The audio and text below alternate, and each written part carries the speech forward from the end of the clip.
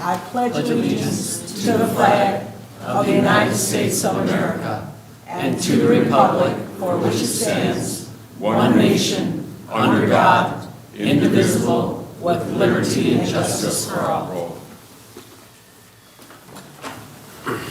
We will now call the meeting to order, and we will have a roll call by the clerk. Councilmember Archibald? Here. Councilmember Haremza? Here. Councilmember Lamb? Here. Councilmember Mosrak? Here. Councilmember Payton? Here. Councilmember Pemberton? Here. Mayor Ashford? Present. Members, you have before you the minutes of November the 24th. Is there a motion? So moved. Support. Moved by Mayor Pro Tem Archibald and supported by Councilmember Pemberton. Any discussion? Hearing none. Roll call vote, please. Councilmember Archibald? Yes. Councilmember Haremza? Yes. Councilmember Lamb? Yes. Councilmember Mosrak? Yes. Councilmember Payton? Yes. Councilmember Pemberton? Yes. Mayor Ashford? Yes. D, public comment time.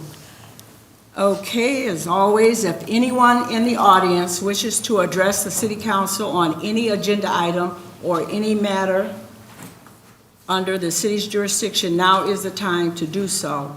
You are allotted one 4-minute opportunity to make your comments. Please begin your comments by stating your name and address for our record. Welcome. Scott Farquhar, 1039 Water Street, Port Huron, also known as the self-proclaimed mayor of Black River.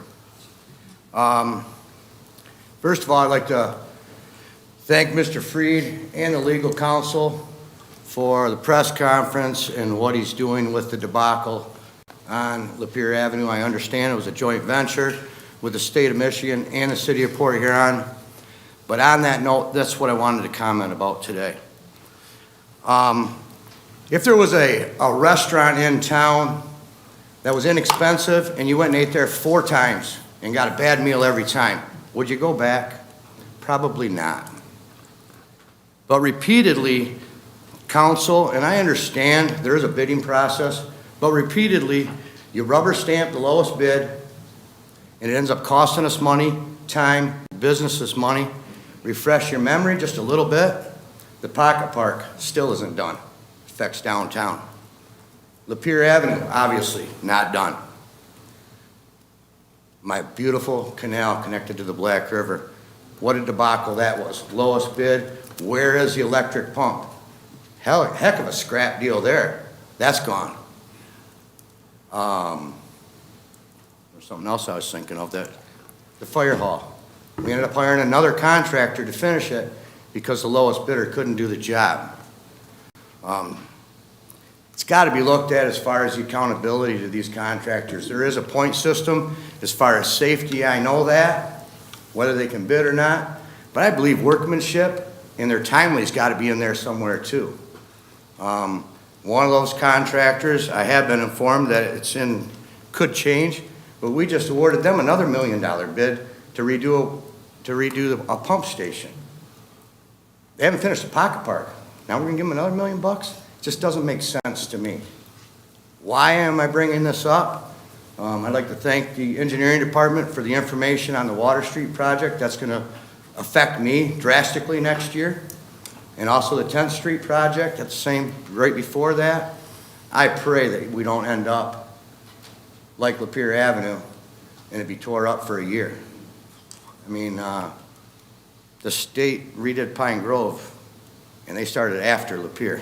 I mean, it just doesn't look good. It's a main thorough of Port Huron. Lastly, I'd like to thank all of you for your time. Give me the opportunity to speak.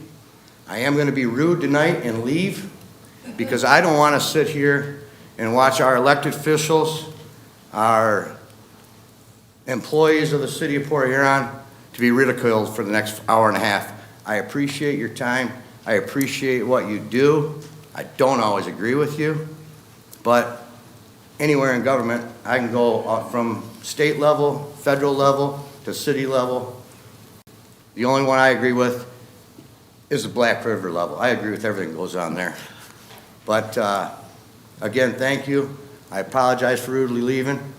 If I said something out of line, Mr. Freed has my phone number, Sherry has my phone number, Conrad does. Get it from them, give me a call, and I'd like to hear your input on it. Thank you very much again. Thank you.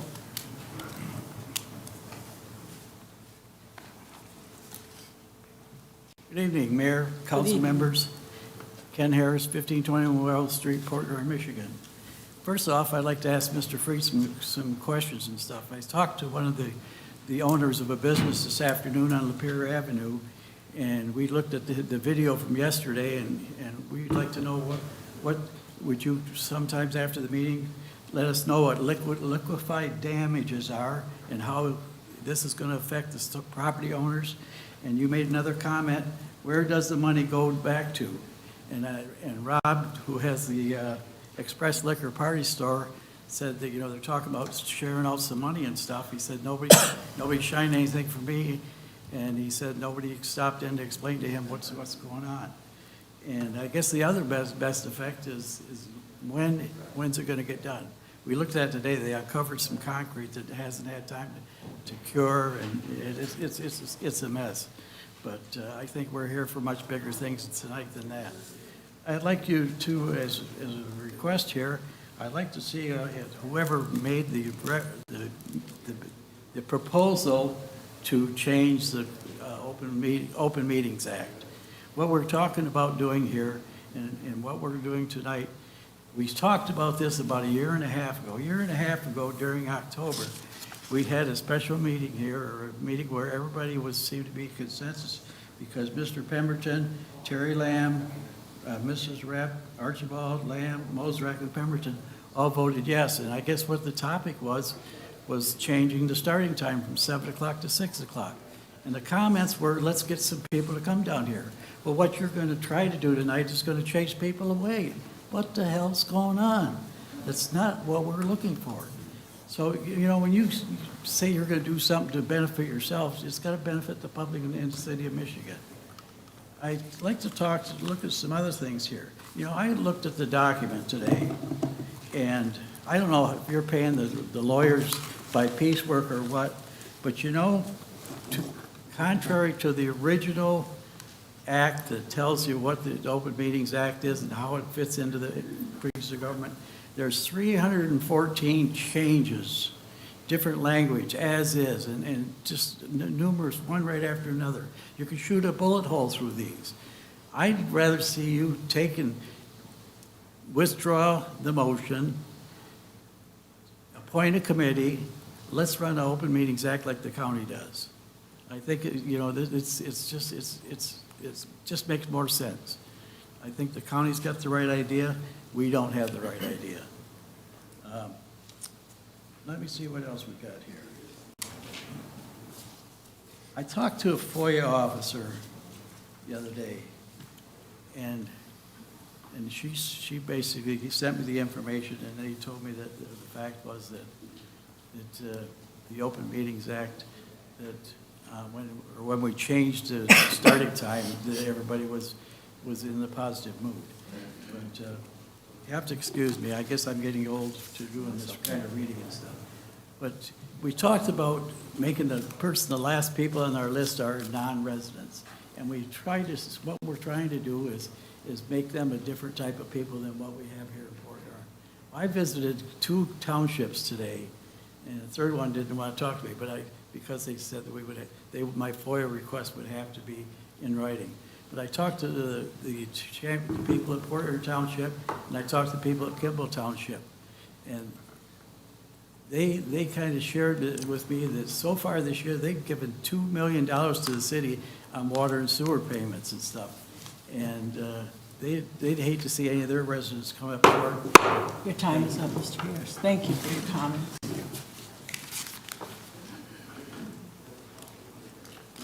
Hello, I'm Carrie Krieger. I live at 918 Willow Street. I am going back to the construction. I had an incident at my home with the construction company. They had to replace the water line into my home. The city was not coming out until the next day to hook the water up. They left the valve on at the street and they flooded my basement with 2.5 feet of water. They ruined my washer, my dryer, and my furnace. They did not send anybody out to inspect my hot water tank. They replaced my furnace, but it's the incorrect one for my home. I've been having, for the last 2 months, carry mine and my kids' clothes over a block, back and forth to my car, spending extra money out of my pocket that I should not have to, because I had those things at home. So I really feel like somebody needs to be held accountable for that, because for what they're trying to settle with, it's not even gonna cover everything. Like, I had to buy a new Christmas tree this year for my kids, because I had 2 of them, both of them ruined. I have photos of everything from the time till the end, and after they replaced the furnace, I have not heard anything from anybody except for their insurance adjuster. And I just don't feel like this is, you know, with these companies, they, like I said, they should be held accountable if they do stuff. That's damage to my home, that's damage to my belongings. So I am really upset, you know, that it's kind of been quiet ever since they replaced my furnace. So I'm just, like I said, I just lost a lot. So, thank you. Thank you for bringing it to our attention. Brian Farquhar, 19th Avenue. I guess we'll start off with, it's the holiday season. So let's thank organizations like the YMCA, the Ally Center, Safe Horizons. I know I'm missing a whole bunch of other places, but places that give people places to go for the holidays, right?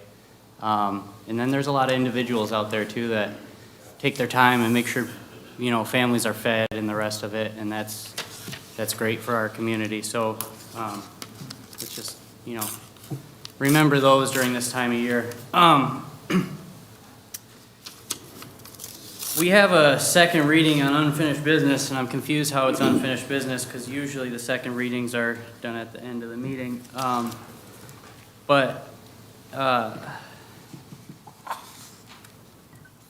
I'm just confused on how we got to this point here tonight, to change this all up and the rest of it.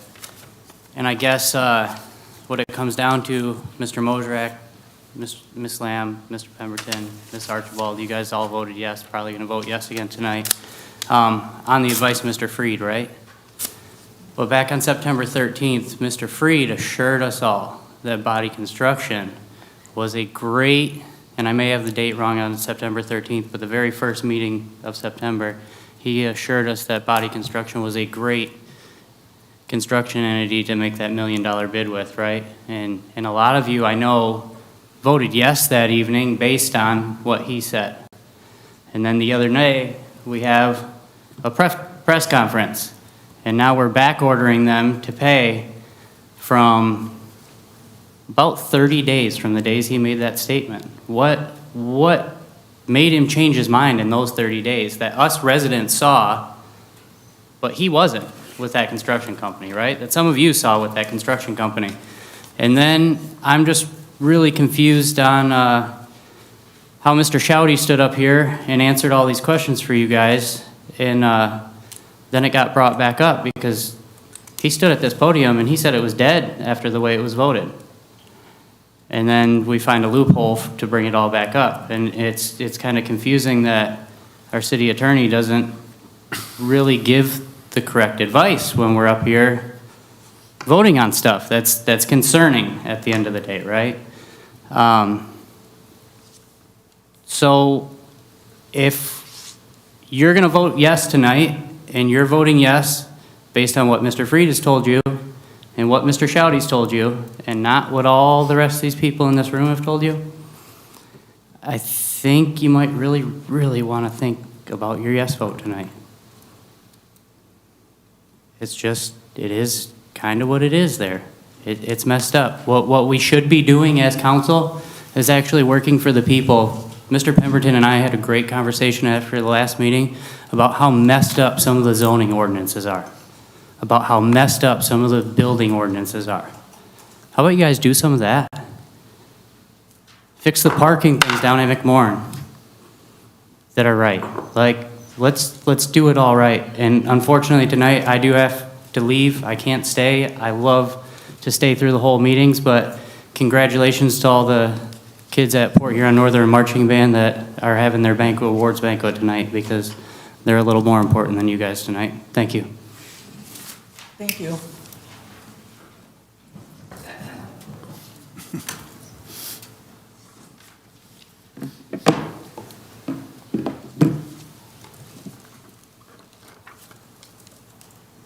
Julian Rupp, Polly's Place.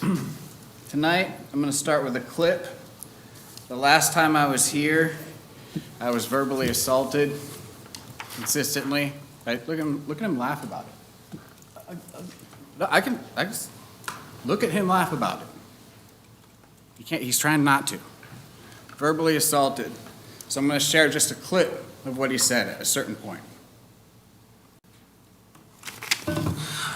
It was Mr. Ruck who chose to sue the city in a frivolous lawsuit, which was later on agreed upon to end. We did not run up legal bills. You chose to do that yourself. You came after us. I know it. I'm not speaking to him. I'm not speaking to him. You chose to pursue a lawsuit. You chose to do that. You chose to do that, looking directly at me. And then when Mayor Ashford, thank you, you said, yes, you were. Don't do that. He said, I wasn't speaking to him. I wasn't speaking to him. And a few moments later, again, you asked him not to speak directly to people, and he again turned. I wasn't speaking to him. I wasn't speaking to him. You, there's no more speaking to someone than looking at them and using the words you. So what we know is he'll lie to your face about something he just did to a room full of people on public record, knowing his children are going to grow up one day. They're going to see this. It doesn't matter to him. The only thing matters to him is a single day, one more day being city manager. Because he knows this is it. This is it for him. He's never going to have another job that pays this well, that lets him get away with this much nonsense. But we all got to live under King James Version of Port Huron. I don't know why people are mad at me for cussing. Pathologically lying about residents of this community is far worse. You have before you paper evidence I've shared with other people here. It's the same stuff. He continued during his temper tantrum to insist that I insisted on free water for Southside Polly's Place. Never, not once. A fully fictional event. Never happened. And I have here evidence that I was fine with it, and then evidence sometime later, oh, we're still working on it.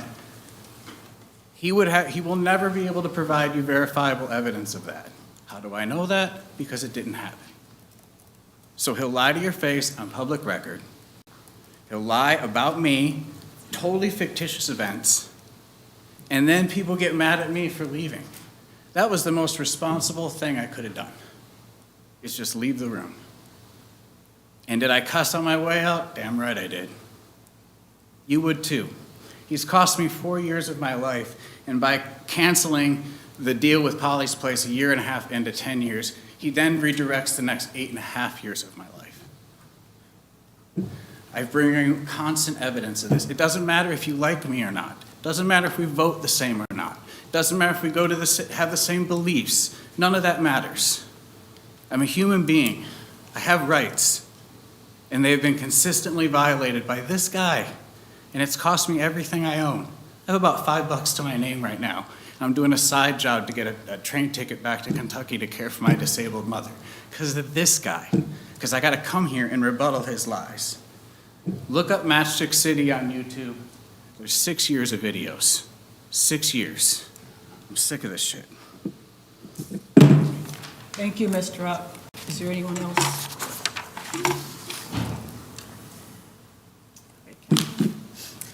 Kathleen McCready, 414 14th Street. Please excuse me, I have to read from my phone. My printer is out of ink. Regarding the rules of procedure, one municipality offered for comparison is the city of Troy. Population 88,000. We're at about 23. They do not have an income tax and they do not resell water sewer to neighboring communities. Troy does not have the same economic ties to their neighbors that Port Huron has. They do not extend city resident prices to the non-residents recreation department. They charge non-residents $30 more than residents for recreation opportunities. We don't do that. A lot of our neighbors get to register the day after Port Huron does, but they pay the same price. City of Troy Rules of Procedure gives opportunity for the council administration to respond to citizen concerns voiced that relate to items on the agenda, also with the non-resident class. We don't do that. In the City of Troy Rules and Procedure, council member absence are to be reported to the city manager or city attorney and the reason for the absence recorded. We don't do that. City of Port Huron also has shared emergency services. In the proposed changes, a business owner is allowed to speak with the resident class. However, that business owner could be a non-resident, and a non-resident is the only class relegated to the end of the meeting, even though he could be employed in the city and be paying income tax. It seems one class of folks are segregated to the end. And by these rules, unless given permission by who, the city manager or the council, that's not clear. Dignitaries such as our state and local representatives and even the president would have to wait until the end of the non-resident class. The City of Troy also has a get to know your government academy, much like our Citizens Police Academy. Possibly an idea there. I am fully aware of the difference between a resident and non-resident. I am fully aware of the many rules we have within our city that separate north from south and R from R1, meaning there is no new rentals in the R neighborhood. The R1 neighborhoods can have the recovery houses and our neighborhood cannot. That is not equitable to me. It is not a distinction or a political division other than monetary fulfillment that I have ever found useful. The more we welcome whoever it might be into our community, the better we all are. And my parents would never stand for being relegated to the end. I was taught everybody is created equal, and they chose to move to Marysville from St. Clair Shores strictly because of the school district. But they did not ever see any other boundaries as far as their lifestyle or community or affiliations. I'm sorry, I just find this wrong. Thank you. Thank you very much, Mr. Petey.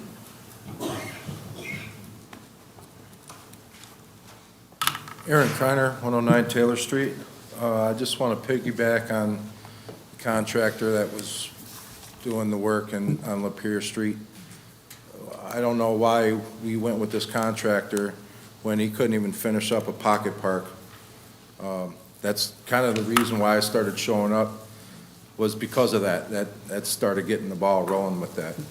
So, and then we give him another contract for the wastewater treatment. It doesn't make sense. So hopefully we're getting money back on the pocket park as well. And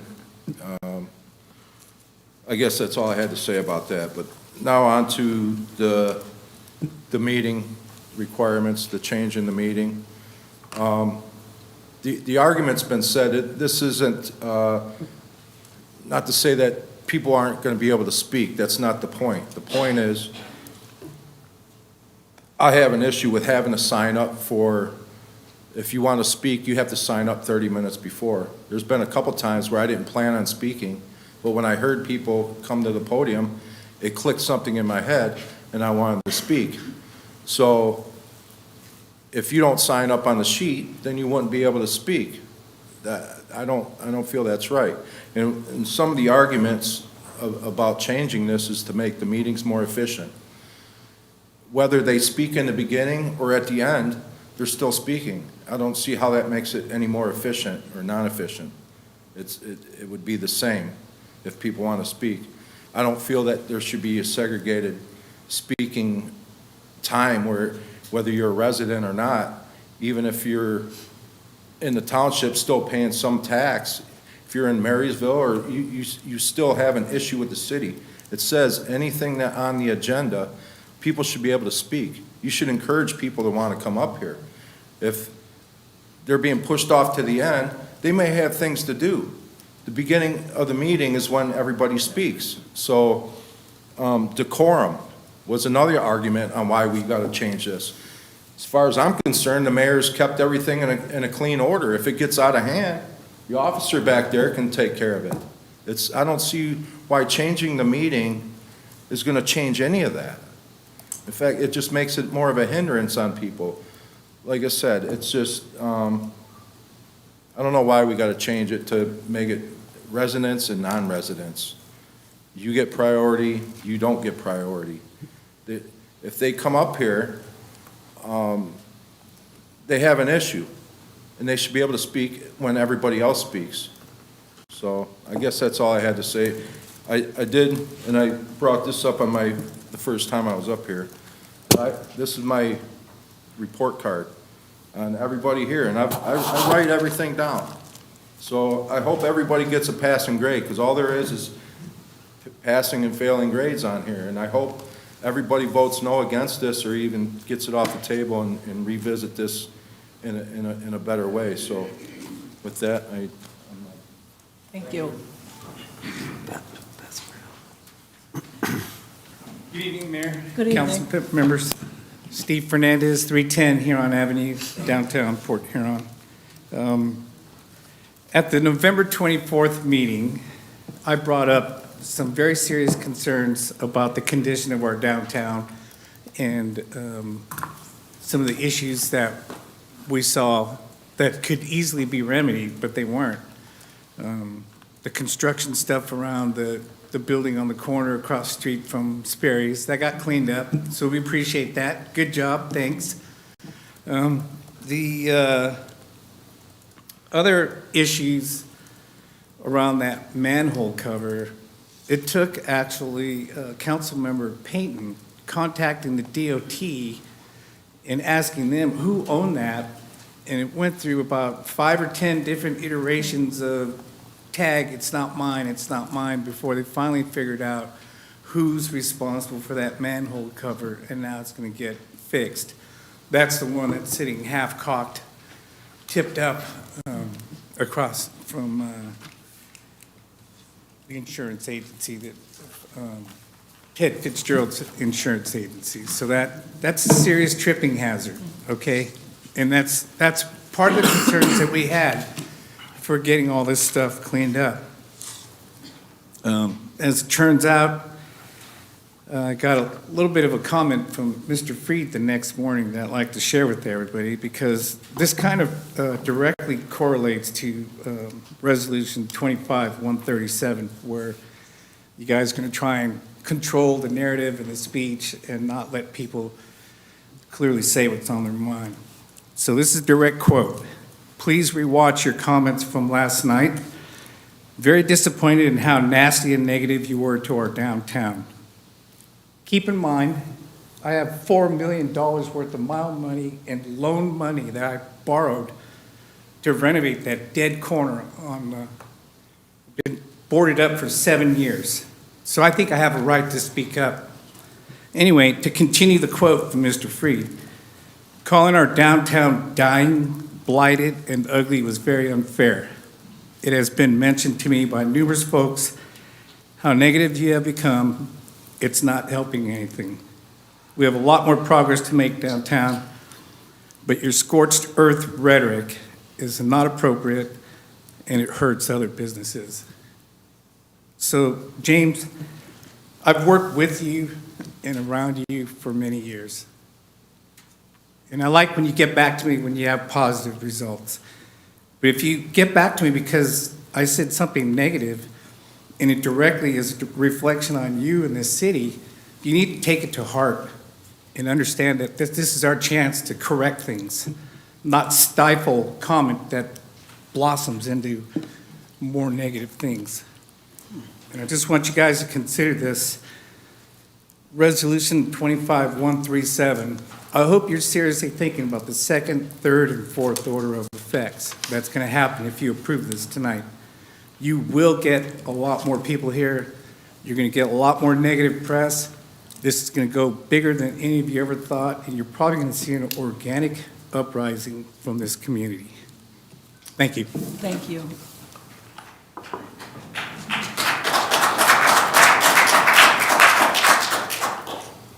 Thank you. Good evening. Vincent Sudermeyer, 4660 North Road, Clyde Township. I am speaking this evening in order to enter the following into the public record. At the meeting of City Council on November 24th, 2025, Council Member Pemberton violated the Council's rules of procedure. Approximately 45 seconds into the meeting, at the prompting of City Manager Freed, Councilmember Pemberton made a motion to reconsider Resolution number 25-137. This addition to the agenda, at the time it was made, violated Rule number 8-A-5 of the Rules of Procedure, which states, "A motion to add an item shall occur at the beginning of the meeting, immediately after the previous minutes have been approved." Memberton, motion was made before the approval of the minutes. I also recognize that Rule number 1-C of the Rules of Procedure, which states, "The failure to strictly observe any such rules shall not affect the jurisdiction of or invalidate any action taken by the City Council." Rule 1-C essentially is nullifying any accountability or obligation of council to follow their own established rules. However, Rule 1-C appears to be in conflict with the City of Port Huron's Code of Ordinances, Chapter 6, Code of Ethics, Section 6-2. It is the policy of the City of Port Huron to uphold, promote, and demand the highest standards of ethics from all its employees and officials, whether elected, appointed, or hired. City officers and employees shall maintain the highest standards of personal integrity, truthfulness, honesty, and fairness in carrying out their public duties.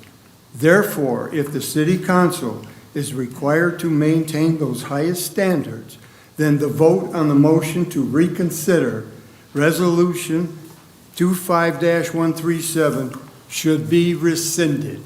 Thank you. Thank you very much.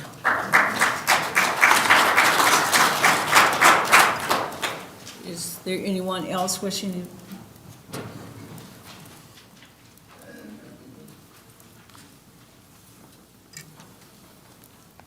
Joshua Harper, 1920 22nd Street, Port Huron, Michigan.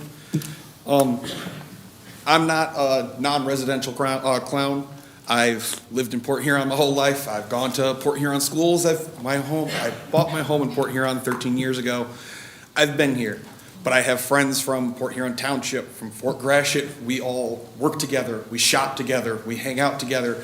Why is it if someone wants to come to a city council meeting, we're gonna change who can talk at different times? Everyone should be at the same time. We started this meeting with a prayer that I thought was very great, and it said that we should all come together. And yet here we are looking at resolutions to separate people that live in Port Huron and people that don't live in Port Huron. It's ridiculous. And I said I'm not a clown, but honestly I kind of am, because my whole life, whenever I've voted, I've always kind of done eeny, meeny, miny, mo. And I have voted for a lot of the people that are currently on this board, and that greatly disappoints me, because A lot of you are, like the one guy said, he's keeping a report card. And at this point, I'm gonna start paying a lot more attention, because the fact that this has even come up is shameful. The fact that it's coming back is shameful again. And I need to start paying attention to the way that things are voted and the way that things are ran, because a lot of you are not listening to what the people are saying, and you're doing the things that you feel are right. And that's not the way that it's supposed to go. So I ask that when you guys vote on changing the way the meetings run, that you stop and think about what people have been saying as they have been coming up, and not about, as one point they said, well, I have gotten phone calls from people that said, well, would like to speak at a different time. That doesn't make sense. Please listen to the people. That's all I got. Thank you very much. Is there anyone else wishing to address the council this evening? Brianna Farquhar, 19th Avenue. Resolution 25-137. This is the second reading last meeting. I spoke and I said a very great quote that was in the Times Herald. Thank you. You're taking a voice out of the community. There's business owners that may not live in here, but I think that, well, business owners should be able to speak too. So, last meeting, this was said that this was not going to come up again, and here it is again. Thank you. Thank you.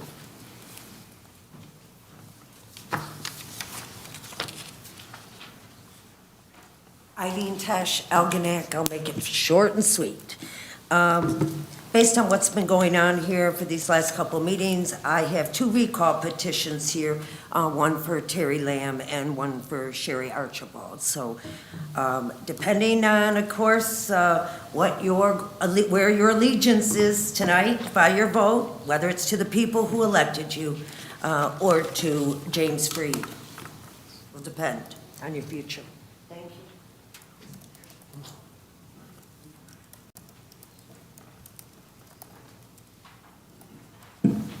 Curtis Carl, Port Huron Township. Who is running Body Construction? Is the owner still present at that company, or is it just on autopilot? Not sure what's going on over there. Kearney Street, can we get a press conference over there? Still a hot mess, kind of like Lapeer, but different. They ain't got their final coat on there. People are moving the barricades around. My wife has to deal with that stuff daily. And it's just chaos. Yeah, we can keep, you can call them lies, you can call them just saying what you thought was gonna happen or it didn't happen, but saying the Pocket Park was gonna be opened up for the Christmas parade, that didn't happen. Saying it's gonna be open for boat night, that's not gonna happen. You can prove me wrong, but a lot of not happenings. Help me with my math. 0.5% plus 0.5% equals 1%. Is it true that if I rented a house in the city of Port Huron that I would pay 1% tax if I worked in the city of Port Huron? Pretty sure that is true. If you're a renter and you work in the city, you pay the 1% tax. Not sure. My wife and I pay 1/2, so that equals 1. So I feel that I should be able to speak just like everybody else when everybody else does. You guys are gonna do what you want. Terry, Bob, Jeff, Sherry, you voted just like I said last time. I hope you guys do it again, because then maybe you guys can get on down the road, because it's time to get some new people in here. You're gonna seal the deal tonight. I know you will. Make us proud. You're going to take my money and you're just going to make me wait to the end? I'm good. I get it. We all still get to speak, even the business owners and everything. You're not going to just not let us speak, but you're switching it up. You're segregating us. I don't know. A lot of disappointment. But not seeing this mess on Lapeer, you didn't see that coming? We've been bitching about Body for how long? I've been coming here for over 2 years. Pocket Park's been going on for a while. Oh. Do better. Thank you. Is there anyone else in the audience?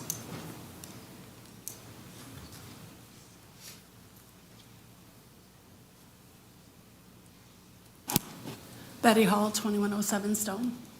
First off, Mayor Ashford, I'd like to say thank you, because remember last time I was here, I said, I know you hear us, but are you listening? And you listened to the very end. Even all the way to the end, you tried to get your point. And when people were asking about business is important, Mr. Freed said, we can't do that, the city's not involved in that, but you kept saying to the very end, is there something we can do? And I appreciate that. I appreciate that a lot. That shows that you are a stand-up person. And if you need to be reelected next year, I'll be there behind you. And so will a lot of other people, because you are listening to us. The rest of you on this council, I don't know. I see things that I'm like, wow. Mr. Mosrek, you had a fit because he left the meeting and a couple business people. What is the point of staying when we can't say anything when we're sitting there after we speak? What I think should happen is you guys are discussing things after, and you're talking about things, and we hear things out in the audience, and sometimes I don't understand something, and I want to raise my hand and say, hey, can you explain that a little bit more? I think that would help. It would prevent people from screaming out in the audience and trying to get your attention. You need to listen to what we're saying. Everybody should be able to come up here and speak. It shouldn't be resident of Port Huron. We all pay city tax. I own 2 homes in Port Huron. So, you know, but I don't think I'm any better than anybody else.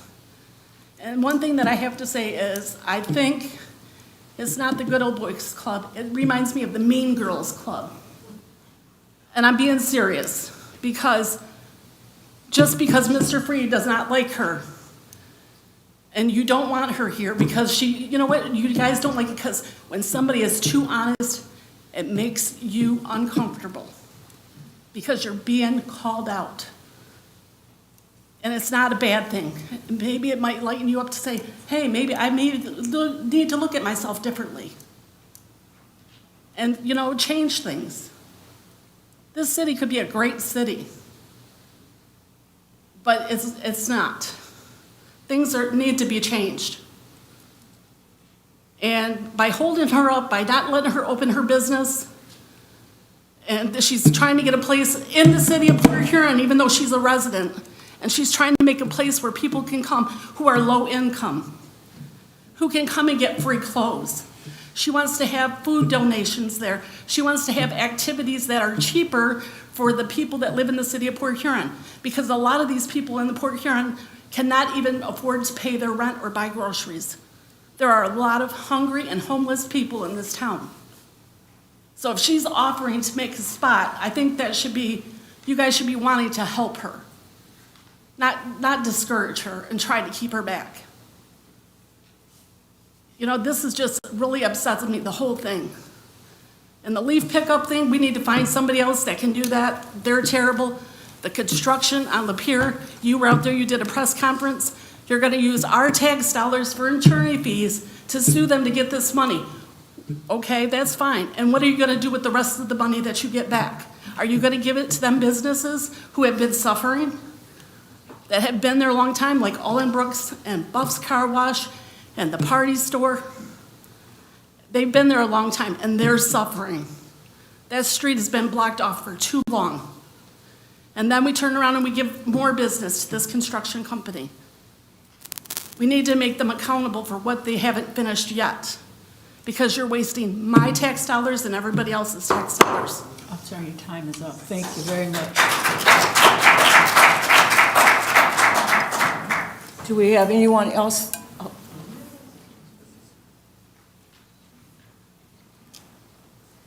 Jessica Jeffrey, 1013 Garfield.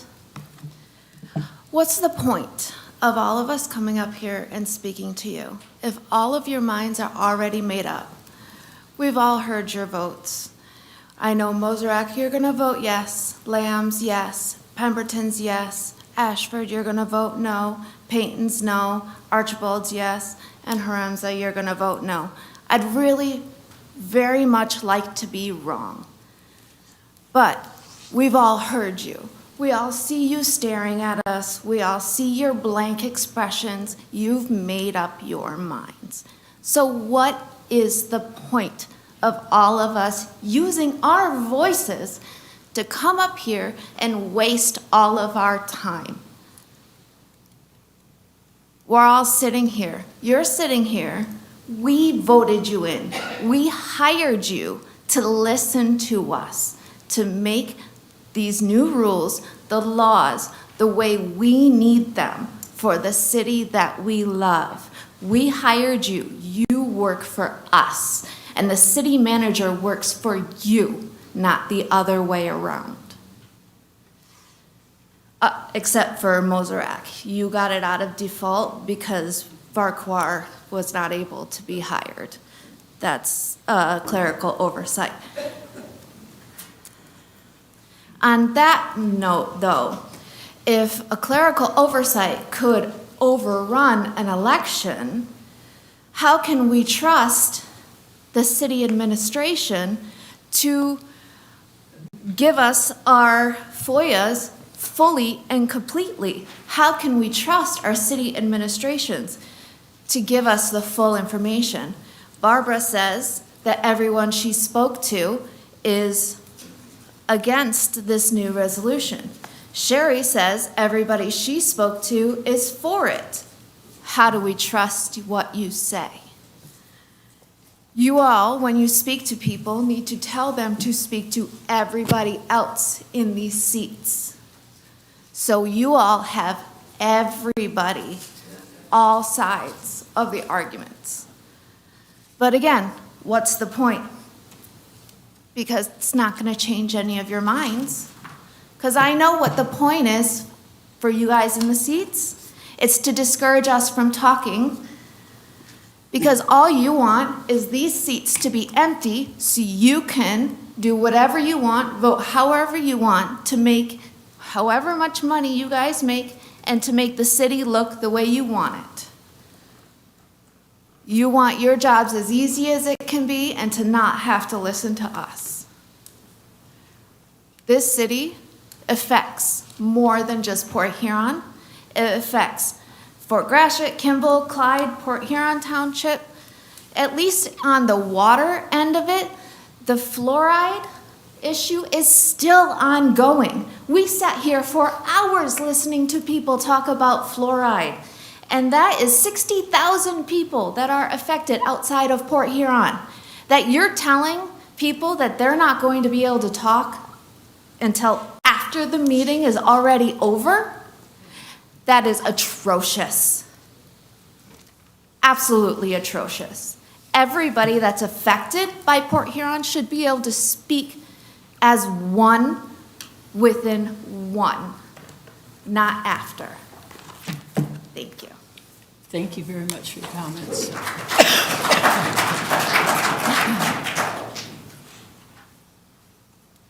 Good evening. Before we move forward with any public comment rule, there's something that needs to be entered into the record. I have documented a service-connected hearing disability, and I've notified the city manager in this body on November 15th. That listening equipment in this chamber does not allow me to hear these proceedings in any meaningful way. This is notice, or that is notice, and things haven't changed. While I understand the gentleman behind us here says there's some things in work, part of the process is communicating that, and that's a failure. That didn't happen. So you can't lawfully tighten public participation rules while a resident with a known disability is still excluded from equal participation. This is ADA, this is open meetings, this is basic procedural integrity. So for the record, no rule you pass tonight cures the access defect. And until this chamber has functional microphone linked assistive equipment, any attempt to restrict public comment sits on equal footing. This minimum standard for participation does not currently exist in this room. Equal participation comes first. Rulemaking comes after compliance. Once the city corrects this access issue, a fair discussion about rules can occur, but not before. Thank you. Thank you.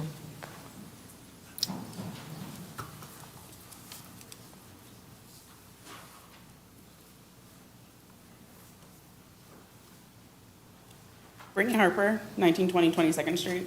I do have to read from my phone because I have super bad anxiety, so First, I would like to start with the street light on the second and mini is out, and it's been out for a while. So, I mean, that'd be kind of nice because it's pretty dark around there. But outside of that, I can't believe we're here to talk about something that was already voted down again. It's kind of crazy to me, actually. And I voted for most of you that are up here, so this kind of actually hurts. I thought you guys were here to listen to the people. It doesn't seem that way. As a person that lives and works in Port Huron, I'd like to say that everyone should have the opportunity to speak at the same time. The only reason to separate it is to make them feel less than us. That's unfair. Sorry. Anxiety. I guess to get back sitting down because the only thing is, if you're not listening to us, it's because you guys are being selfish, honestly. We voted for you guys to be up here. Shouldn't what we say matter at the end of the day? It baffles me that I've heard somebody say, one of you council members, that you just wanted to be short, fast, to the point, you don't want to sit up here. But we voted for you to be here. Like, shouldn't you, if it takes 5 hours, shouldn't that 5 hours matter? Like, I don't understand. I can't believe we're up here to talk about it again. Your vote now will affect how we vote the next time it's up for us to vote for you guys, just so you know. I am going to sit down, but thank you. Thank you. Is there anyone else wishing to address the city council this evening? Hi, my name is Liz Bowers, and I live on Scott Avenue, across from the big ugly gray wall. So about 3 years ago, when they started talking about moving that, I call it the exit ramp, closer to us, I talked to Mr. Freed. He thought it was a good idea that no more houses be bought on my street. I understand they bought a bunch of extra the last time. So I had a meeting by myself with the environmental study team. My biggest concern was the emissions. So I got measurements. I'm 137 feet from my front door to that wall. And we've been through complete hell last summer. Our houses are filthy with dirt. I wanted to know if you guys could help us have MDOT maybe power wash our house when they're done. They're still not done. They have landscaping to do. And the noise wall, I just want you to know that I did go online and read all about noise walls. They are normally put facing people's backyards, and they're normally 500 to 1,000 feet from a home. And when the weather's just right, or the tires on the vehicles are just right, oh yeah, we can hear. You can hear through that wall. So I just wanted you to know that we're still there, because I don't know why you would encourage them. I've lived there since 1990. I don't care what landlords or renters have to say about, I'm not the only person that, we would have rather been not there anymore. And they could have had that wall facing Lion Street, the backyards. And then on the subject of body construction, in 1997, I believe it was, our whole road was tore up. We got a brand new sewer pipe all the way down the road. And in about 3 years, I have a Michigan basement. And I get some groundwater that normally just goes down the drain, goes. We kept getting deeper and deeper floods in the basement. I would call the city. We'll send guys out, they put their camera, we put it down the main, and we don't see anything. This year, finally, the robotic camera went down there. I was disconnected, they called it. It was an offset pipe, and I have a picture of it on my phone. Yeah, it was, and that was body construction that did that job. I'm pretty positive that it was. And when this all went down, got it fixed within this last year. Several people said, oh, yeah, that body construction. You know, so why would you hire them again? Maybe you should have hired Dan's Excavating that's done this project. They've done a pretty good job doing the, you know, I'm not happy about living that close to it, but they have done a pretty good job. But I did catch them littering, throwing their trash on the ground over there. And another thing I was upset about, and not only me, my neighbors, MDOT was here. Was it like July? They were here at a city council meeting. None of us knew. We didn't know. And I know Carrie Warren's phone number and her email. Excuse me, your time Okay, is up. thank you. Thank you for your comments.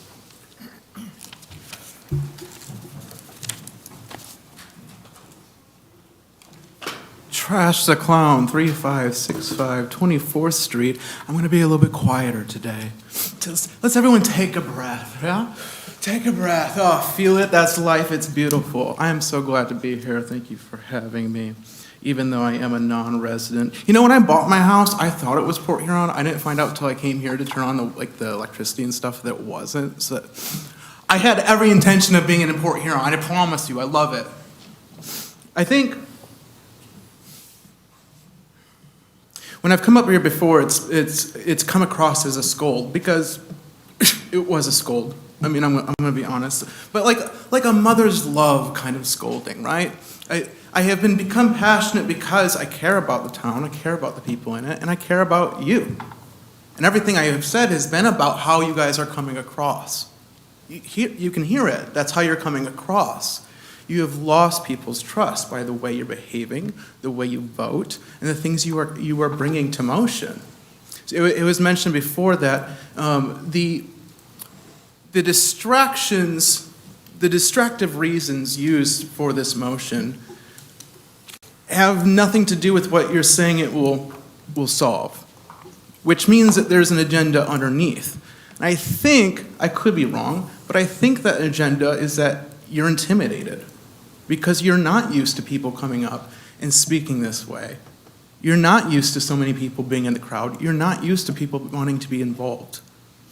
It has been hinted at that I do this for performance or for social media or whatever. I have posted, like, I've done my thing. You know, I have no control over, like, shares and stuff like that. The reason I'm here, I'm not sitting through this horrific, it's like a court hearing. It's so, like, can we, like, loosen it up a bit? Get some, like, music at the beginning or something? Goodness gracious. I wouldn't be here if I didn't care. Everyone here wouldn't be here if they didn't care. We love the city. As I say every time I'm up here, I love you guys too. I care and respect about you. I respect you as people, hands down. But do I think that you are living up to the roles that you serve? No, I don't. I don't. It's sad. I don't like saying that. I don't like coming up here and being, like, you know, a passionate clown. I want to go juggle. But this isn't about performance for me. I'm a clown. You know, there's some performance. It's in my blood, you know? I can't really help that. But everything I've tried to come up here and say has been about truth, and it has been about trying to make the town better, trying to make these meetings better, trying to get you to see that your community isn't trusting you. They have lost their faith in you. And when I say, is that who do you want to be, that's what I'm saying. Is that what you want? Judge a tree by its fruit, right? Right now, the fruit's not looking really good. That's just the truth of the matter. And I've said it every time, too, is you can do better, and we can do better. And we can all do better, and the only way we do better is together. It's by using our different skills, that our different passions, our different whatever it may be. We are all different. Not all of us can get up there and be car salesmen, but some of us can get up there and speak the truth, even if you end up looking like a fool with a bunch of makeup on your face. You know, I am proud to be the fool. I'm proud to know that people have come here and spoken because I have played the fool. That's good with me. That's all I want, is I want involvement in the community. You should too. I would hope that that's why you got up here in the first place. Time's up. Thank you. Okay, thank you for your comments. Is there anyone else in the audience wishing to address the Port Huron City Council this evening? All right, so I'm the oddball out, I have apparently found out. But I would like to start off with giving credit where credit is due. James Freed, you are amazing at figuring out scam artists in the city. You're great at shutting people down who try to hurt the city. So good. You're doing good at what you do. Now I gotta be a little bit of a jerk and tick off a couple people. I actually think we need decorum in this city. I'm sorry, but if I came up here and called myself Jingles, had a court jester uniform on and did a little jig while I came up to do stuff, you probably wouldn't take me very seriously, would you? Instead, you know, I come in here, I took a shower, I get myself all nice and dressed and stuff, and I take this seriously. This is kind of like a court. We're running a city. We should be a little bit more, you know, ourselves, our truer selves. We shouldn't hide behind masks and makeup and names and things like that. I am Austin Wells of Port Huron. I live here, I was born here, and one day I'm going to die and be buried here. You know, that's who I am. I'm not going to hide who I am because people can look me up and say, hey, we know what he's all about and everything like that, you know? And it's kind of nice to be able to be Austin Wells. I am an influencer on TikTok. I don't come in here in Jedi garbs and call myself the Fly High Jedi. I am Austin Wells of Port Huron when I am here.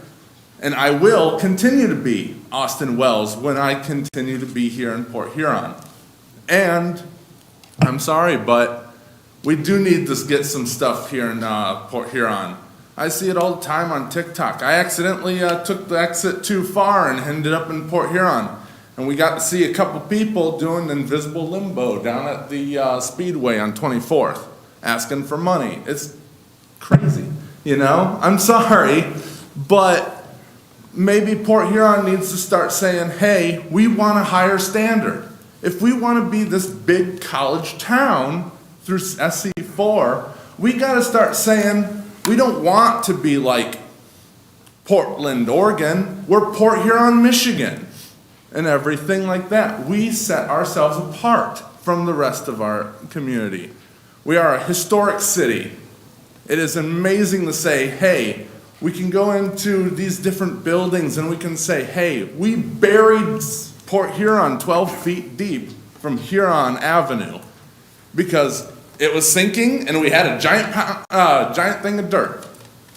Kind of a cool little history lesson, isn't it? Well, not a lot of people know about that stuff because we're so forced on trying to move forward instead of saying, why don't we live in the moment of what Port Huron really is? Thanks. Thank you for your comments. Is there anyone else wishing to address the Port Huron City Council this evening? Hearing and seeing none, public audience is closed, and I would like to thank everybody for coming forth and sharing your comments, and we will be addressing one at the end here, specifically the gentleman that said that we missed something as far as the rules, and I will have, at that appointed time, I would have the advisor here, the clerk, read through that to see whether or not we were in violation and make that clear. And if the city attorney would like to say add to it, that's fine, but reading my charter again and again, you prepare yourself to respond to that. Okay. Is that okay? Yep. All right, great. Okay, we shall move on with our agenda. Item E. City manager's report and comments. Madam Mayor, you have my written report before you, just so the public knows as well. porthuron.org/open-government. You can download and read the monthly report that myself and administration prepares for you. Is it Ms. Craner from Willow Street? Krieger. This is the first I've heard of it. I've already reached out to our engineering team. I will make in contact with you today. If you could pass this down to Bob will hand you my contact information so I can get a hold of you, so we can get that addressed immediately for you. This is the first time hearing about it. We are working with our contractors on Lapeer Ave. So when we bid out a contract, specifically the Lapeer Ave contract, it's actually bid through MDOT. It's actually not a city fiduciated contract. They send us a bill. Per MDOT standards, we have to take the low bidder unless we have legal reasons to disqualify the bidder. At the time the contract was awarded for Lapeer, we did not have legal reasons to disqualify them. The pocket park was both contractual errors and also some engineering errors from a third-party engineer, which we are working through now, and they're digging footings for the new structure as we speak. However, at that time, we didn't have the legal ability to deny them. When the pump contract was awarded back in August or September, again, we did not have legal reason to disqualify them as the low bidder. Body Construction has done 20 years of work in the city of Port Huron. I've worked with them for 12 years. They have always done an excellent job for the city of Port Huron up until the last year or so, when things have not gone well. We will hold our contractors accountable. We're not suing them. The contracts that we have already drafted put in there an end date and then liquidated damages after that. So it's $1,500 of every single day past October 3rd that we will seek out. Those liquidated damages must cover actual damages for the costs continuing to the project. I don't know how far we can take that. I'll have to work with the legal counsel on what we can do, if anything, for the small businesses. I talked to the small business owners. They all have my number. I text and call them throughout the months, hearing from them, visiting them. I know exactly just how bad this has been on them. They are personal friends of mine, to be quite frank. Those business owners out there, I think of Scott Shelton at Extreme Power. I think of Robert at the Party Store. I think of the owners of Tailgaters. These are all wonderful people who really make Port Huron great. We're going to work hard to make sure that gets done. I will work with MDOT as well on the cleaning of your homes. I have noticed that. I've driven through there. I've talked to many residents. It is a consistent problem there. I know MDOT is a good faith partner. They'll want to make it right. I do know that. I may disagree about the project, but MDOT has been honest and good faith, and so we will have a conversation with them the best we can. I do want to address downtown. First, I stand by the text message that I sent you. Wholeheartedly stand by it. Our downtown, from where it was a decade ago, is a night and day difference. We've had almost $100 million of investment. We have a lot of work to do, but it's not blighted and it's not decaying. We have thousands of people who call downtown home, many new businesses and entertainment venues. We are working on things like the manhole cover. I appreciate Councilmember Payton. The ticket work order was already put in with MDOT well before that council meeting. It was actually put in weeks before that. The streetlights are not owned by the city of Port Huron. The streetlights are owned by DTE Energy. They require a certain threshold of streetlights out before they will send a crew up. They oftentimes fix between 30 and 50 lights out throughout the city when they send a crew up.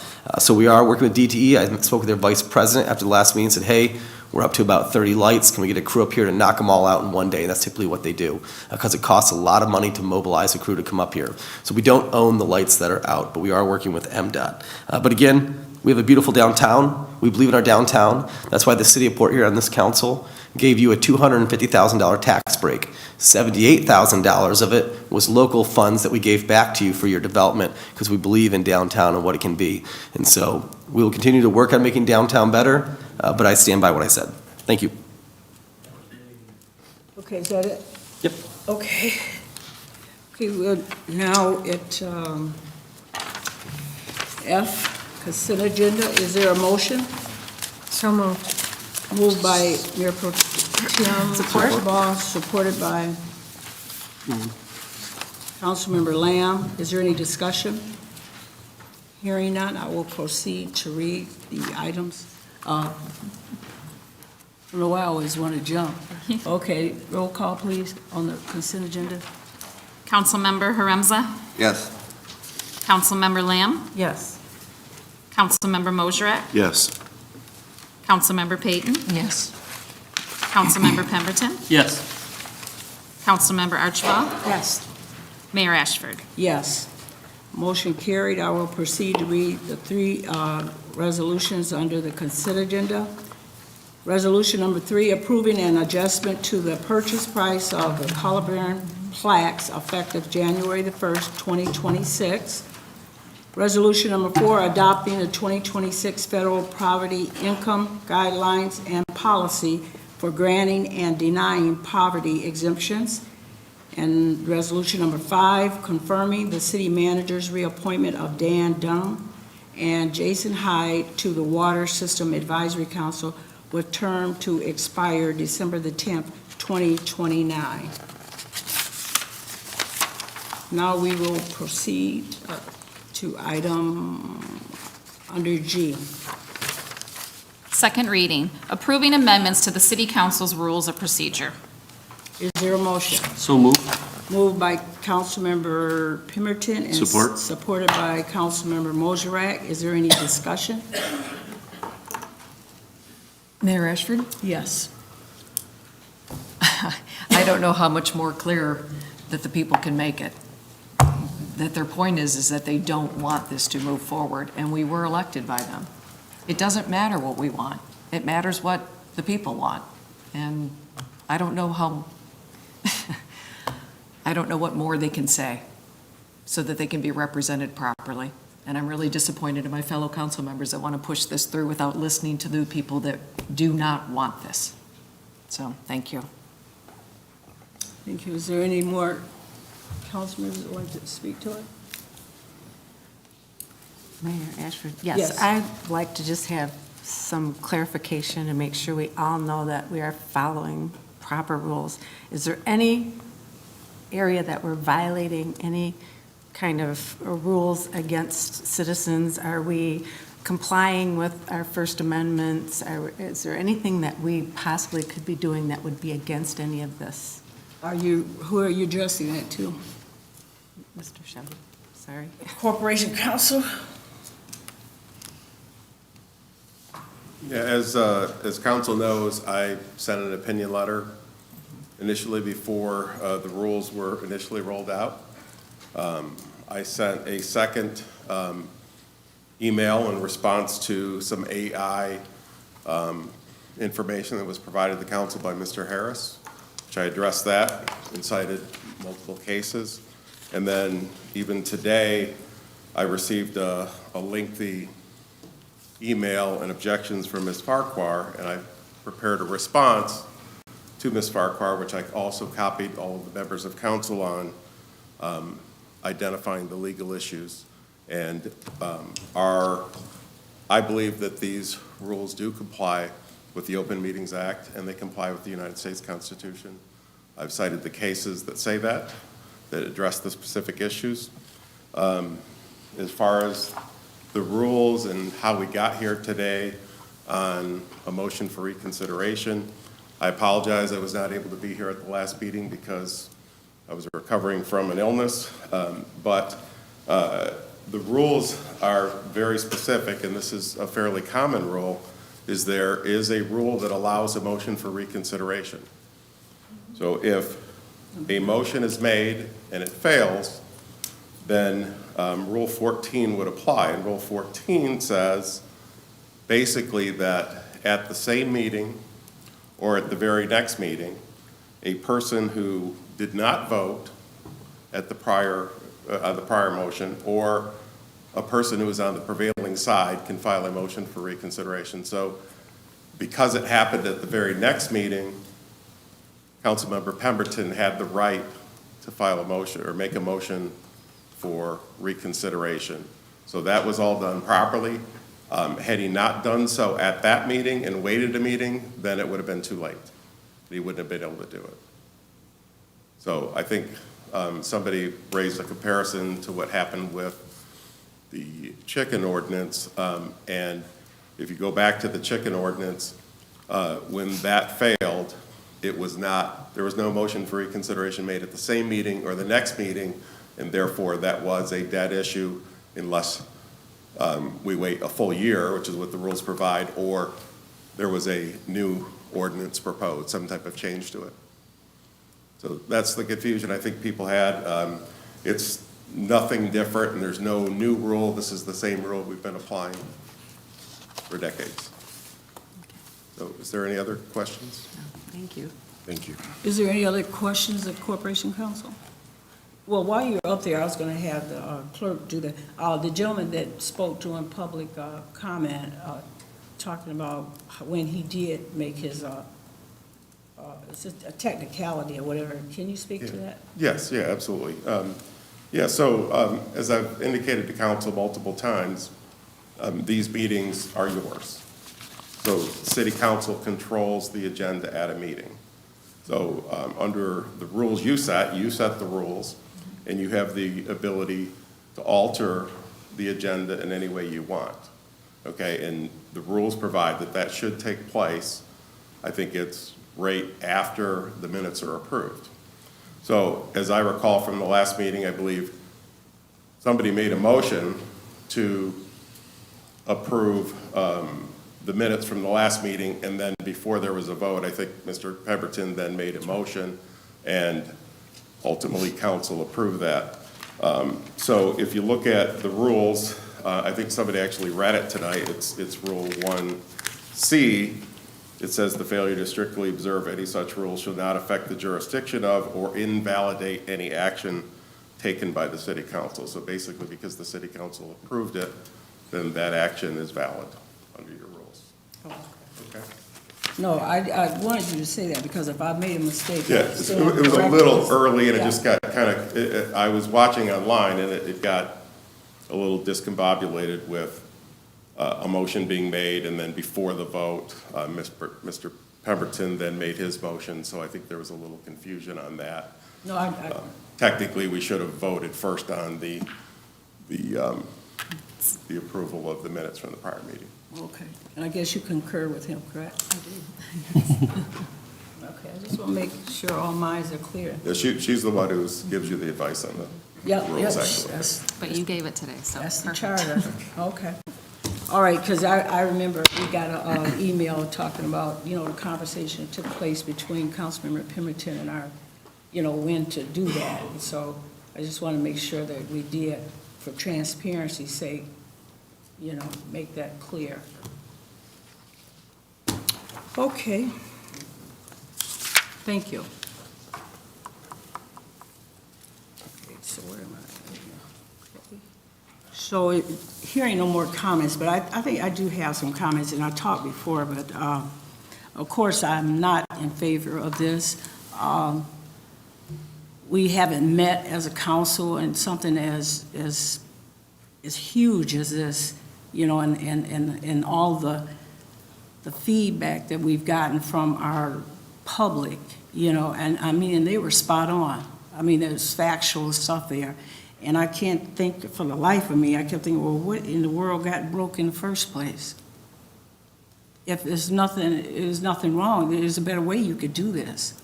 If we didn't want to sit here the whole time, instead of causing division and want to be in control, we can't control you. You're your own person. I think I told you that before. You can't control people.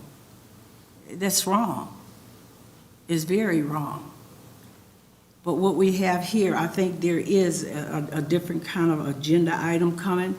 If it was about time and you had a meeting like most councils do, they sit down all together.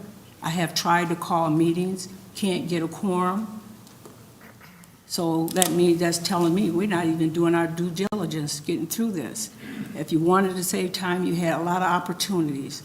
You have 4 minutes, you could have looked at that, we could have chopped some of those minutes down.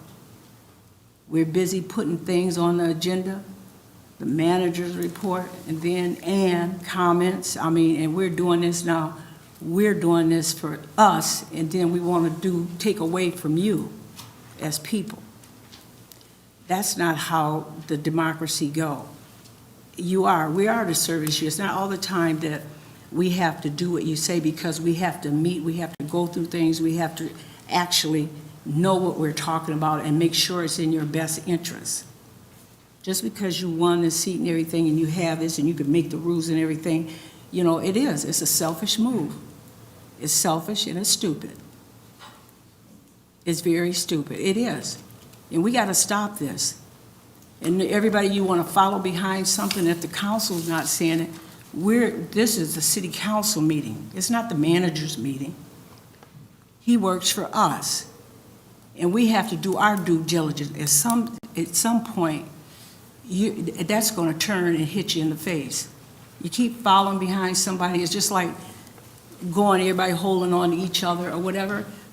But you need to, my gosh, just avail yourself and do what is the right thing to do. People say that, but do the thing that you need to do that is right.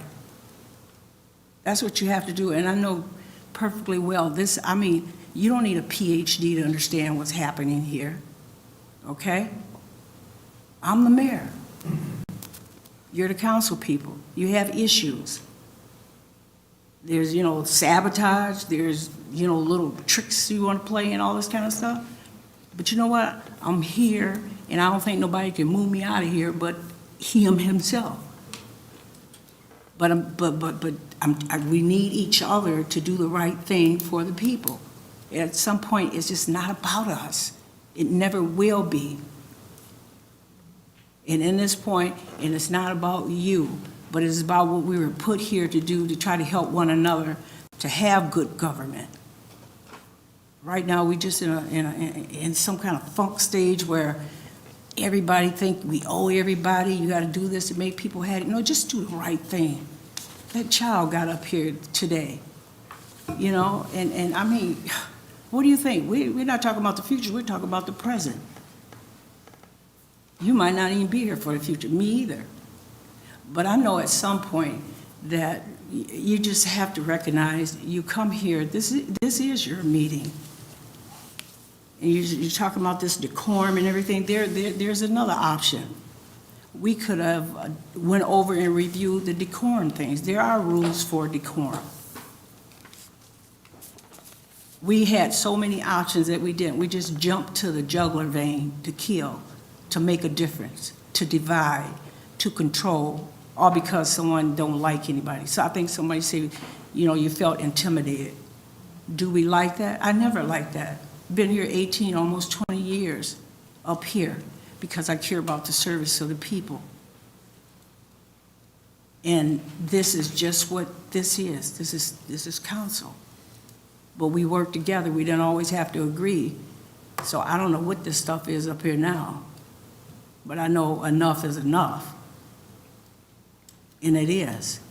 And you all have to stand up like you did tonight. I'm so proud of each and every one of you. You gotta speak your mind. You gotta let us know. You gotta know what that ballot box means too, because you can change that. So my little 2 cents, just I'm not finished yet. My little 2 cents is that, I am against this. I don't like the ism in here. And if anything was wrong with it, if it was a time, I think there was a whole lot of other options that we could have took advantage of to make this right if something was really, truly wrong. That's if you were serious. This is real serious. We took an oath of office, an oath. That means you're swearing by this to do the right thing. But yet, we want to go to the left and forget about being focused on what we really need to do to make a difference in helping people change lives in the city of Port Huron. So I just, I don't know. So it's just an ethical call when you're saying that, you're losing your freedom. It does. It touches that too. So you all were right. You did more than you did what we were supposed to be doing. You had more information than we did. So that's it.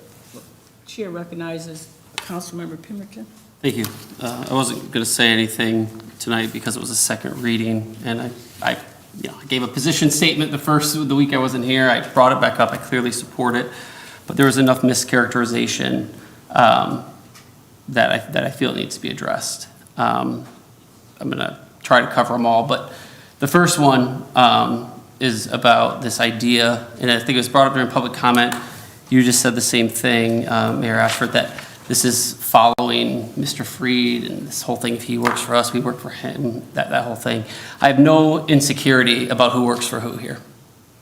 Mr. Freed is our one employee as the council. He oversees, he is the chief administrative officer of the city. I value Mr. Freed greatly. I think he has very good insight on a lot of things a lot of the time. And I would love to give him credit where credit is due. However, I will not let him steal my credit for this one. Everyone's giving him credit. That everyone's following Mr. Freed here on something that he's driving forward. Mr. Freed does, and I always told people this when I was running for council.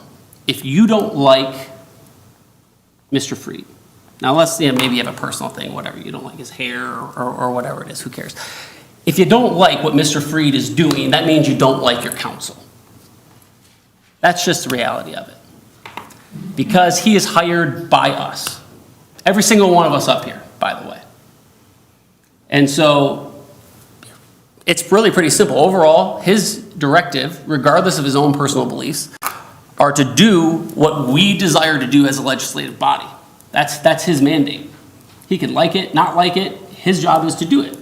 He puts forward things at times he doesn't like because it is what the majority of council wants. That doesn't mean that it's what every council member wants individually. No, again, that's how representative democracy works. But Mr. Freed is the one that put this forward because he had an understanding of what the majority of council wanted. And as it's already been said, everyone knows everyone's votes tonight. That is no surprise, as one of the audience members pointed out, because this is, again, a second reading. We all voted on this one time. I would love it if there were more yes votes than 4 tonight. But my hope is we're going to have the 4 that we had last time, that this is going to pass. Because I truly believe, and that's why I say I'm joking, a little bit in jest, that I'm not going to let Mr. Freed get all the credit for this. Because it is my election year next year. And by all means, hold me accountable to this. I will die on this hill. Even if you're a resident, I was emailing with a resident earlier today that didn't like this rule. Sent a nice email about it. I sent him a nice email back. I basically said, hey, I appreciate that. Again, you've elected me, and I'm doing this to best represent you as a resident. We're going to disagree. There's no way I'm ever going to make everyone happy in this city. So there are residents in this room tonight that don't like this rule. I understand that. There will be other rules that we probably agree on, and other ordinances and things that we'll agree on. We're not going to agree on everything.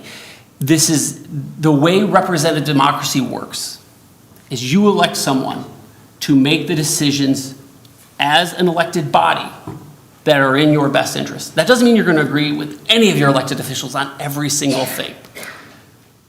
But the mischaracterization that this is being done selfishly, that this is being done for our own benefit as a council, that is a mischaracterization. I've been abundantly clear about that from the beginning. And that's why, again, this is a hill I'm willing to die on, because I truly do believe that this is the best way to help our residents. That this minor rule change to put the voice of residents literally in the front of the meeting, because they are the priority to me, is in the best interest of our residents. And I understand that non-residents are affected by things. I understand, and again, we've discussed this at length, that if there's an issue, we can ask the manager to say it was the canal is a good example. If we were going to have something pertinent to the canal on the agenda, I'd like to see that as a separate item that there could be a public hearing about, just like there is for certain other public hearings that clearly affect other cities in a disproportionate way, or adjacent communities. We've covered all that. But I think the mischaracterization that we're not listening to the people just because it just so happens that the number of people in the room tonight might be more against this rule, it discounts the emails that we received as a council that were in favor of this. So I think the mischaracterization that we're ignoring the voice of the people, we're not. Again, I've heard from a number of people, I know other council members have too, a number of residents that support this, and that's who I'm doing this for. And I'm sorry if you are a resident that doesn't agree with this. Again, you can hold me accountable to this when you vote. My only ask is that you would hold it in regard to every other vote that I do on your behalf. You, again, may look at my record and say, hey, I don't like how this guy votes, I'm going to vote for someone else. That's your prerogative. You absolutely should. But I guarantee there's going to be things we agree on and things we don't. And what I will also guarantee is that I will always, always, always do what I believe is best to serve the residents of this city. Always. And we may disagree on that.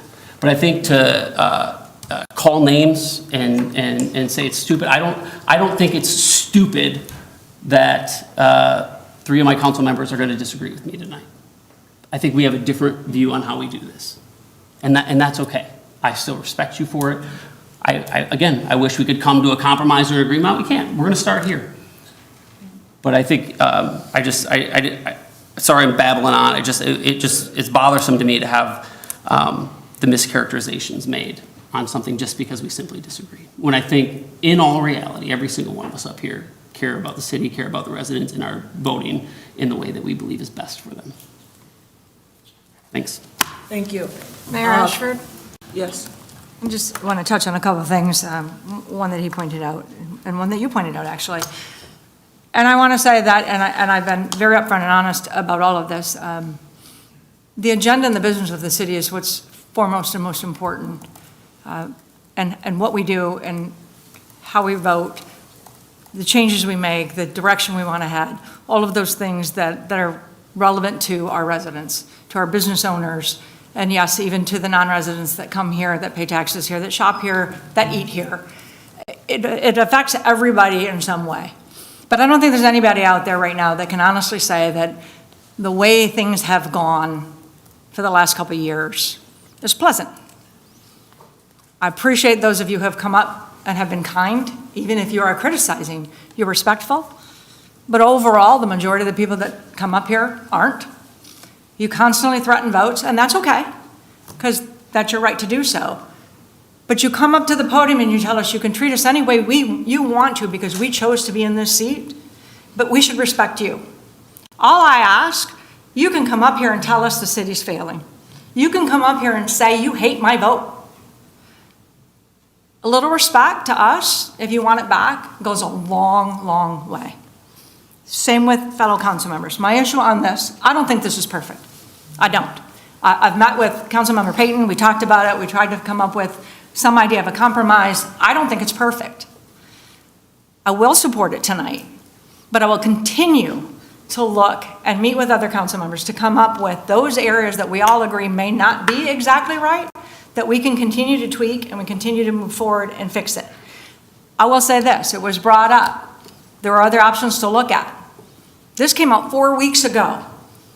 Councilmember Hamza spoke with James Freed about some other options. We met and talked about other options. I didn't hear from a single other council member to talk about any options. It's 4 weeks old. Nobody came forward with options. We talked about, could we come up with a compromise? Could we come up with something agreeing to disagree, but both agreeing that maybe something needs to be done? What is it? Is this going to be the right thing? I don't know. It's not to shorten the meetings. It's not because we don't want to be here. If we wanted to shorten the meetings, we'd have shortened your time. We're still allowing you to speak.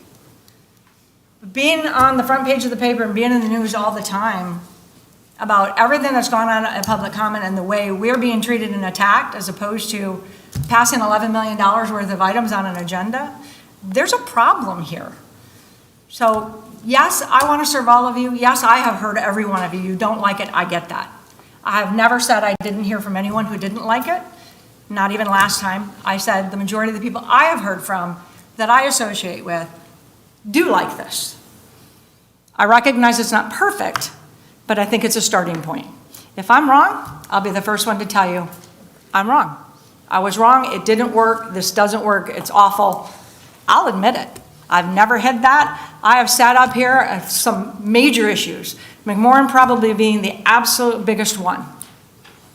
And I never once wavered from telling the truth and how I truly felt about that issue.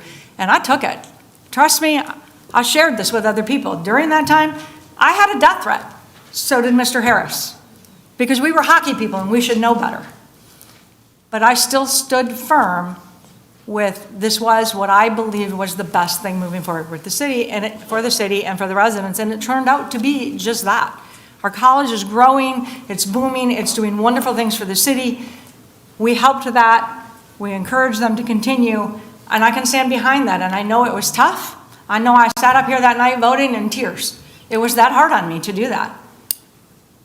These are not easy decisions to make, and we're not always going to get them right.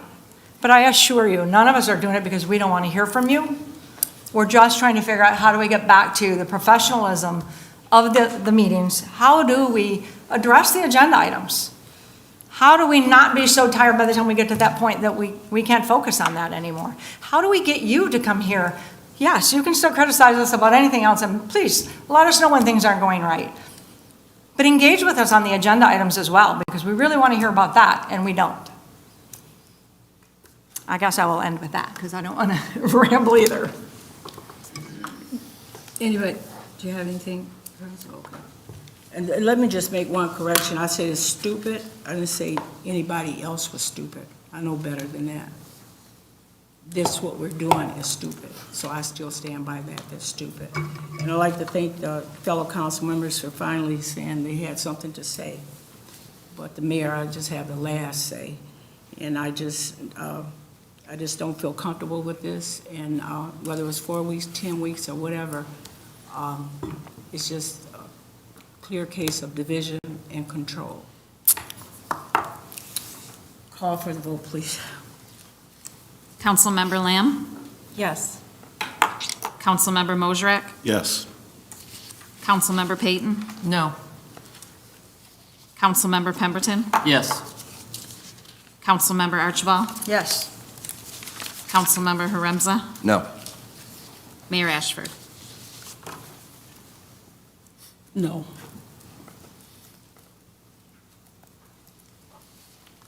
Okay, motion is carried. We will now, so that takes effect the next meeting? Okay. Do you want to explain how that goes to the people?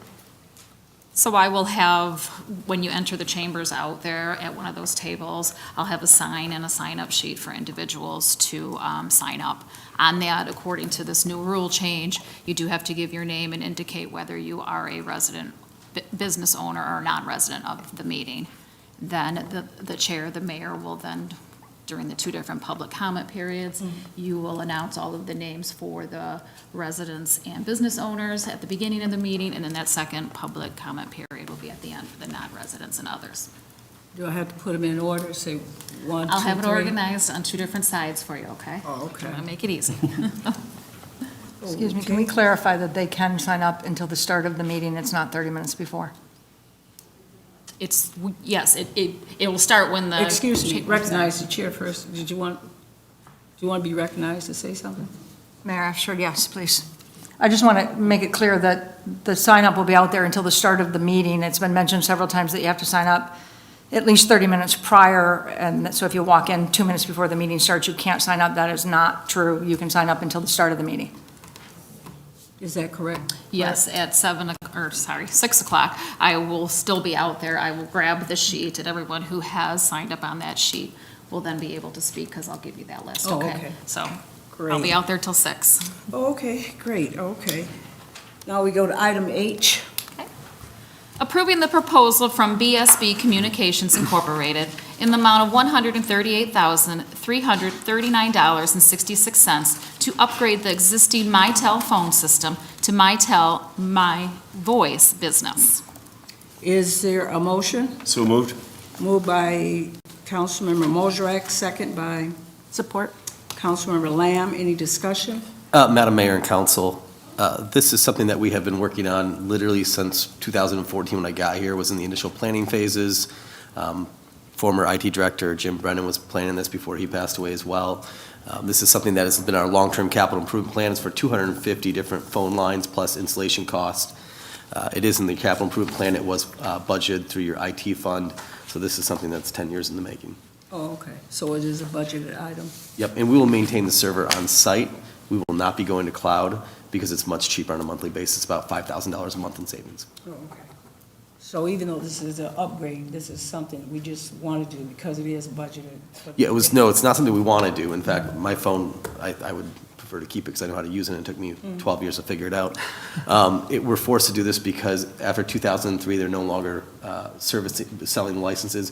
In 2024, the licenses have stopped, and starting in June of this year, they'll no longer service the devices. So as they break, we won't have phones to replace them or any service to replace them. Okay, so it's definitely outdated. Yeah, very outdated. Okay, Yep. thank you. Okay, any more inquiries on them? Okay, vote, please. Councilmember Mosrak? Yes. Councilmember Peyton? Yes. Councilmember Pemberton? Yes. Councilmember Archibald? Yes. Councilmember Haremza? Yes. Councilmember Lamb? Yes. Mayor Ashford? Yes.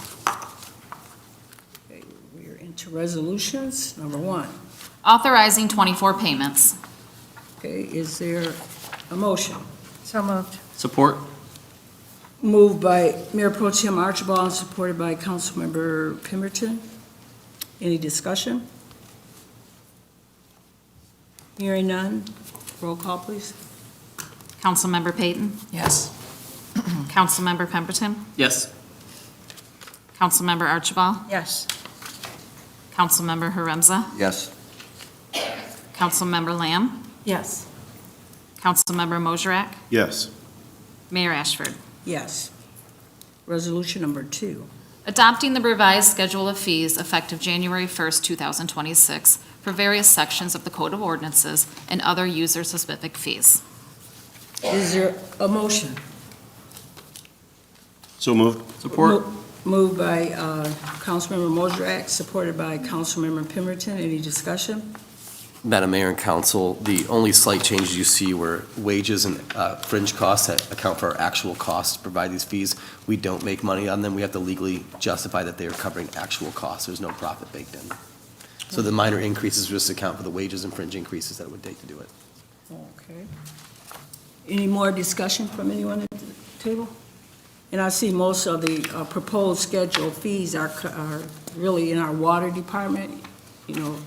So I think the highest one was, not the highest one, but $25, and the lowest is at $5. Yeah, just to be clear, Increment, yeah. just to be clear, we're not changing any rates. Yeah. These are for like turn-off fees, connection services, shut-offs, for if you're doing a project or something like that, but this has nothing to do with the actual monthly rates. No, there's no increase there. Oh, okay, so what is the one in the red again? Well, there's It several. says in the- proposed schedules of fees. Yes, these are for like, there's not like your monthly service fees, Mhm. these are above and beyond services that you would Okay, request. so this is to the side. Yes, That's so your these are not like preference. your monthly water bill, these are above and beyond for special requests for services. Okay, but it will have to be paid though, correct? If you have above and beyond requests for service, yes. That was my point. Okay. Thank you My so point much. is, it's not the water rates, the rates, I didn't want to give I the know, false no, impression I to the didn't wanna residents say- that the rates were going up, so I wanted to be clear on it. I know, and I wanted to be Understood. clear, I didn't say water rates, I was saying the fees here. Yeah. Thank you so much. Okay, roll call, please. Councilmember Pemberton? Yes. Councilmember Archibald? Yes. Councilmember Haremza? Yes. Councilmember Lamb? Yes. Councilmember Mosrak? Yes. Councilmember Peyton? Yes. Mayor Ashford? Yes. Well, that concludes our agenda for this evening. We do have announcements. The city office will be closed December the 24th, 25th, the 31st, and January the 1st in observance of the holiday. And the next regular city council meeting will be held on January the 12th. And remember that we got some changes there, so come prepared. And, you know, we'll get through this, and this too shall pass in some way. So just come, don't let it keep you away. And we like, at least we like to wish everybody a safe and productive and, you know, holiday coming up, Christmas and also the New Year. So with that, Madam Mayor? yeah. Just a quick thing. Since it's getting close to Christmas time, I just want to clarify. One thing a theme the last couple of weeks that really bothered me is the idea that we were pursuing a change because the city manager didn't like somebody. And I felt really bad about that. So I just want to go on the record and let Trash the Clown know that I'm a big fan of yours. We first met, 2 years ago when you came to my office? And my staff was, I don't think they get taken back by celebrities too often, but my staff was thrilled that Trash the Clown came in the office and they all did photos with her because she does amazing work. And so I wouldn't want for a moment to think that we didn't like Trash the Clown. She's working on an amazing venue in South Park. It's going to buttress well with all the other cool stuff that's happening in South Park. We're going to work with her to get that open as fast as possible because I think it's really going to be a nice amenity to all the exciting things going on in South Park. And if you want to listen to some really good music, I would go on YouTube and find Julian Ruck, who's one of the most talented musicians I've ever heard. So both are very good. So Merry Christmas, everyone. I am. Excuse me. We haven't adjourned yet. We haven't adjourned. Okay. Does any other comment, this is your last council meeting for 2025. Anybody like to express any sentiments, or y'all clear? Thank you very much. Yep. Okay, Sherry, you're all clear? It's the last meeting. Barb, you're all clear? Last meeting? Yep, happy holidays. Thank you. Councilmember Mosrek, last meeting? Yes, crystal clear. Okay, last meeting, Terry, crystal clear? Last meeting, Councilmember Pemberton? Merry Christmas, Happy New Year. Okay, so you have it. Your Port Huron City Council wishing everybody just a very, very merry